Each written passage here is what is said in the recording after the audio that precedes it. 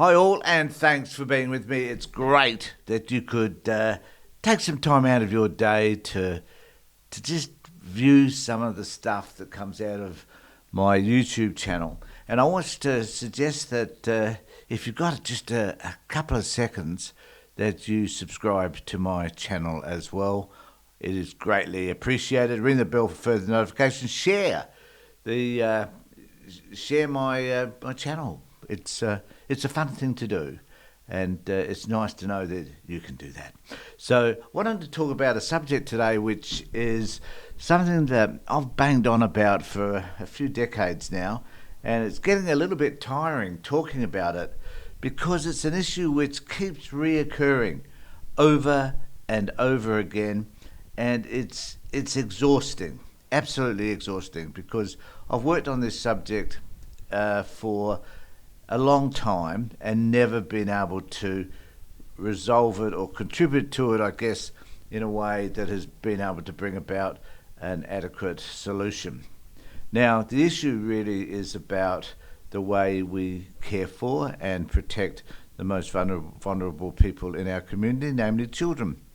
And we've failed at this for decades, always have, I guess. We've never ever been able to develop a system which ensures that children are safe, whether they be with their parents or their grandparents, or whether they be with friends or neighbours, or whether they be kept within the child protection system itself. Governments are the worst parents. There's no disputing that whatsoever. Yet governments are given the responsibility to monitor, to care for, and to look after kids, to make sure that they're not harmed. And they do a really shitty job of it. There's no doubting that whatsoever.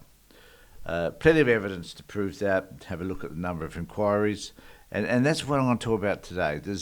In Australia, over the last, 30 or 40 years, there's been well over 40 inquiries into the child protection system.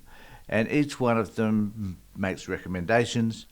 Those recommendations are agreed upon on the whole by governments, but the changes required never ever take place. The system itself never ever improves. And at the moment, we have another inquiry in Queensland, which, and one's got to wonder what makes this inquiry different from any other inquiry. Is it just another inquiry? And there's an article in the ABC which kind of goes through really what's going to be, and it poses a question, I guess, what's really going to be different about this inquiry. So how can the child protection system make significant changes that are going to ensure that kids aren't abused while in care, that the outcomes for kids that are in care are as good as kids that aren't in care, and so what's actually going to happen? Can we have more and more inquiries that produce the same old results as we've had over the years? In 2003, in Queensland, the Labor Premier Peter Beattie tasked the Crime and Misconduct Commission with investigating horrific allegations of child abuse in foster care. Now, we know that child abuse continues within the child protection system, and this particular inquiry made over 110 recommendations for changes. In 2007, then Child Safety Minister Leslie Ball declared the job done.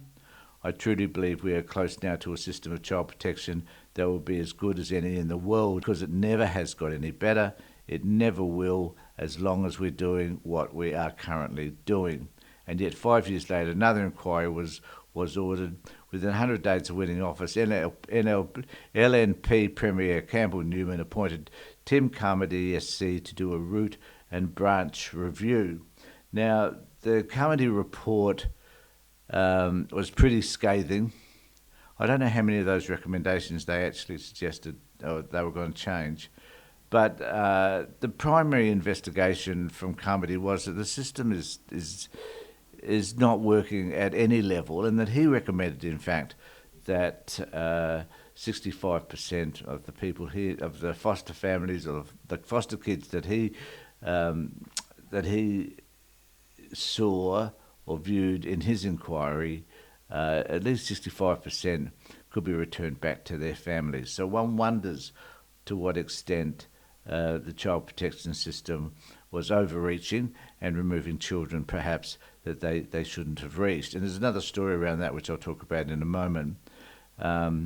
It resulted in an extra $406 million to help make Queensland the safest place in Australia to raise a child, according to Jim. So another declaration that somehow this system was going to substantially change the way we work with children, the way we work with families, and so that it was going to become the world standard, if you like, for caring for and looking after children. And it wasn't. So they spent millions of dollars. There have been countless inquiries over this time. None of them have ever brought about any exceptional changes. And this article says it's like watching a horror movie on a loop, year after year, decade after decade. Except these stories and the people in them are very real. 12,500 vulnerable children currently living in out-of-home care in Queensland, too many of whom are reporting sexual and physical abuse. So why, in 2025, are we watching the same events unfold again? The next inquiry will cost $20 million to expose failures in the system and the damage it has caused, they say. So what actually is changing? They say it is suffering from a lack of government action and commitment to doing the things we know work, is what this bloke, Tom Alsop, said. He's a child protection advocate. It is a frustrating shared by the National Children's Commissioner, Anne Hollands. We have looked at these issues again and again. It's time to act on the evidence, she told ABC Radio. What's the evidence? We know that it's bad. That's the evidence. We know these inquiries say the same thing over and over again. So what is it that needs to change? The system won't be perfect, we know that, but it can be a lot better than what it is now, and we are taking action. Let's hope this time it works, because the previous inquiry head, Brendan Butler SC, noted a society can rightly be judged on how it treats its children. So again, we have another inquiry, but we don't have any solutions as to how to make things better. And each inquiry presents a list of actions that should be taken or could be taken in order to improve the system. And even though those actions to the large extent are taken, the question is, are they implemented appropriately? And often not. And the areas which I've been very mindful of over the years that need to change are issues such as having staff, social workers primarily, who understand that the system is not about removing children, it's about finding ways to keep them with their families. And it's often about working with families so that you can keep children and families together. Now, that itself takes a lot of time, a lot of resources, specialised training, specialised knowledge, and a lot of patience. And governments just don't have the patience or the funding to be able to implement programs such as that.